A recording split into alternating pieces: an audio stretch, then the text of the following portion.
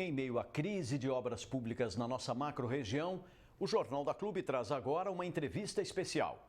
Engenheiro militar veterano, o coronel Marcelo Prodanov, conta como o Exército Brasileiro contribui com este setor em todo o território nacional, justamente nos casos mais difíceis. Acompanhe agora. Coronel Marcelo Prodanov, boa tarde, seja muito bem-vindo ao Jornal da Clube. Muita gente talvez não se dê conta do poderio da engenharia do Exército Brasileiro, mas muitos quilômetros de estradas, de pontes, muitos atoleiros que acabaram finalmente aqui no Brasil se dão por conta do nosso Exército, não é mesmo? Isso. Boa tarde, Felipe, boa tarde aos nossos telespectadores. Realmente é uma epopeia, né, que a nossa engenharia militar vem desenvolvendo ao longo aí de vários séculos, não é? Então, mais recentemente, como você comentou, nós tivemos o asfaltamento total da BR-163, que liga basicamente Cuiabá a Santarém, mas ela vem desde o sul do país, pelo Exército Brasileiro, por tropas do Exército, logicamente com o aval aí e com o apoio do Ministério da Infraestrutura, né, com o nosso ministro Tarcísio, com o presidente Bolsonaro. E nós temos feito esse trabalho já há muito tempo. Então, como eu havia dito, o Exército normalmente ele vai, e a engenharia do Exército é que cumpre essas missões de asfaltar, de construir ferrovias, aonde muitas vezes as empresas civis ou não querem, por motivos econômicos, ou não podem até por questões logísticas. Então, na década de 70, por exemplo, foi a implantação da Transamazônica, né, nos governos militares, da própria BR-163 foi implantada, que agora acabou de ser asfaltada, né, inclusive o ministro Tarcísio falava nas suas aparições, né, que os generais construíram na década de 70 e o capitão asfaltou agora, terminou aí em 2020, 2021. Então, são capacidades que a gente tem dentro da engenharia, construir estradas, construir ferrovias, portos, aeroportos, instalações, quartéis, hospitais, tudo isso a gente tem capacidade dentro dos nossos quartéis de engenharia.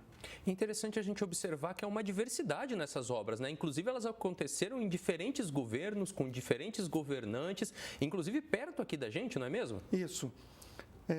Como o Exército é uma instituição de Estado, não é de governo, então nós trabalhamos independente de quem está à frente do governo federal, né? O presidente é o comandante supremo das Forças Armadas, isso aí está na Constituição, mas nós somos a instituição de Estado. Então a gente trabalha, o Exército trabalha, independente de quem está à frente, como você bem citou, de quem está à frente do governo. E isso é fundamental porque muitas obras de engenharia, de infraestrutura, demoram um tempo maior para serem concluídas. Não se conclui num período de uma legislatura de 4, 5, 6 anos, às vezes demora mais, por conta da complexidade da obra, do tamanho da obra. Isso aí traz para a gente uma tranquilidade, porque a gente, como eu falei, trabalha com um cronograma de trabalho independente, né, de quem está à frente. Inclusive aqui próximo, né, a nossa cidade aqui de Ribeirão Preto, recentemente, início dos anos 2000, 2010, nós fizemos diversos trevos ali na BR-050, né, que a gente conhece aqui por 330, que é a Anguera, ali em Minas, na entrada de Uberaba. É uma obra bem próxima aqui, que o 2º Batalhão Ferroviário, que está ali em Araguari, que é 300 quilômetros ao norte, direção de Brasília, fez, aí, como eu falei, no início dos anos 2000.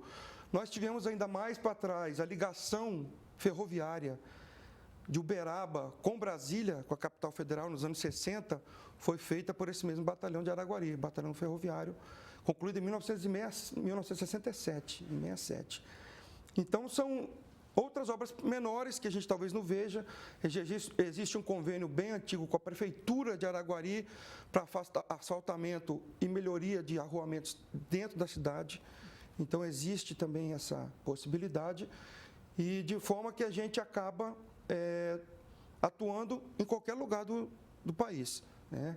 Eu já estive servindo em algumas organizações militares em que as nossas obras estavam a quase 1.000 quilômetros de distância da sede do batalhão. E você vai, manda a sua tropa e a gente fiscaliza e a coisa corre como se fosse no quintal de casa, com a mesma normalidade. Nos tempos de hoje, a gente tem tanta dor de cabeça com obra pública, né? O PAC 2 está aí para mostrar isso, obras de escola, pontes, questões que demoram, que ficam superfaturadas, obras que caem, que são destruídas com pouco tempo. Dá para dizer que o Exército apresenta um exemplo na execução técnica, econômica das obras? Com certeza, Felipe. O Exército, ele se pauta principalmente na qualidade das obras. Isso é um ponto de honra para os nossos engenheiros, para as tropas que executam. Agora, para você ter qualidade, você tem uma série de atributos, existe uma série de elementos iniciais que você tem que buscar para que você tenha essa qualidade. Qualidade é um resultado de uma obra bem feita, de uma obra feita dentro de um projeto bem executado, de um projeto bem fiscalizado, que a fiscalização é fundamental para a execução de obras, porque há fases na obra em que você precisa fiscalizar naquele momento, senão você não tem mais como fiscalizar, ou fica muito caro ou muito difícil tecnicamente para você fazê-lo. E, principalmente, aquela vontade de fazer correto, porque humanamente é bem difícil a gente estar o tempo todo fiscalizando tudo, em todos os detalhes.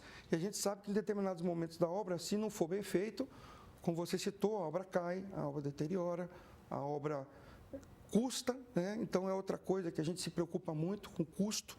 Então, o binômio dentro da engenharia, custo versus qualidade. Esse binômio a gente não pode deixar nunca, né, de lado em qualquer obra.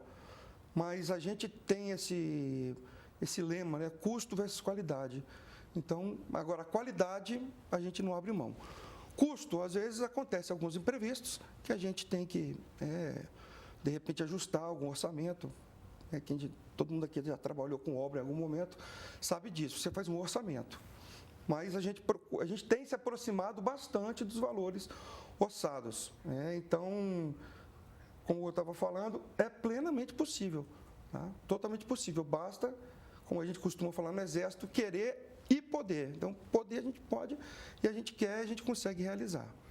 Coronel, para a gente passar uma lição de civilidade para o telespectador, né? Hoje, com essa crise de honestidade que a gente tem no país e às vezes crise de competência dos nossos gestores públicos, o Exército, ele pode ser acionado, em primeiro lugar, né, para auxiliar esses gestores e, num segundo lugar, como o cidadão deveria agir frente a esses desmandos que acontecem? Bom, falando da parte de engenharia, né, de acionar para a gente ajudar os gestores, já existem dentro da engenharia os prefeitos, qualquer gestor público na parte de obras, se quiser, por exemplo, quero fazer um convênio com a prefeitura aqui de Ribeirão Preto para a gente asfaltar algumas ruas, uma avenida. Então, os caminhos são o Ministério da Defesa, que vai falar com o Comando do Exército, e a gente vai ver o batalhão, né, como eu falei, que de repente tem a capacidade de fazer, né, as condições. Então, o caminho é mais ou menos esse, é político, né, primeiramente. E agora, no tocante à gestão pública, Felipe, eu creio que é muito mais um sentimento de servir a nossa pátria, né? Tanto que o militar, os locais onde ele passa, e a gente pergunta uns aos outros, né, onde você trabalhou, aonde você foi, quando a gente se desloca aí aos longos dos quartéis pelo Brasil afora, a gente sempre pergunta, onde você serviu? Eu servi, então eu, por exemplo, servi em Cuiabá, eu servi em Campo Grande, eu servi em Araguari, servi aqui em Ribeirão Preto, servi em São Paulo, então é servir. Então a gente precisa mudar o verbo dentro da gestão pública, né? Nós temos que tirar o servir-se do público para servir ao público. Eu acho que isso aí faz toda a diferença. Porque os manuais de administração, os manuais de boas práticas, o governo federal já tem programas excelentes de qualidade total, qualidade e excelência na gestão, programas muito bons, muito bons. Agora, os programas são feitos por pessoas, precisam ser executados por pessoas. Então, a gente lê, ter essa bagagem e não executar, aí a gente joga todo esse conhecimento fora, né? E para nos organizarmos, então a gente pode nos organizar de uma maneira ou política, né? Nós temos aí uma boa oportunidade agora em outubro para podermos fazer uma escolha correta, e nós podemos também nos organizar em associações de classe, né? Como nós temos aqui em Ribeirão Preto a ADESG, a Associação dos Diplomados da Escola Superior de Guerra, onde a gente estuda os problemas do Brasil, estuda diversas facetas do nosso país, para que a gente entenda melhor, para que a gente, entendendo melhor, a gente possa propor soluções. Então, como eu falei, dentro da gestão pública é servir e não servir-se, e a população, de maneira geral, procurar se informar para a gente poder saber o que está acontecendo, tomar cuidado com as benditas fake news, né? Checar os dados, para que a gente possa, com esse conhecimento, propor soluções e cobrar daqueles que nós elegemos, né? Nossos representantes. Eu acho que isso é fundamental. Correto. Coronel Marcelo Prodanov, muito obrigado pela sua participação aqui no Jornal da Clube. Eu que agradeço, Felipe. Boa tarde.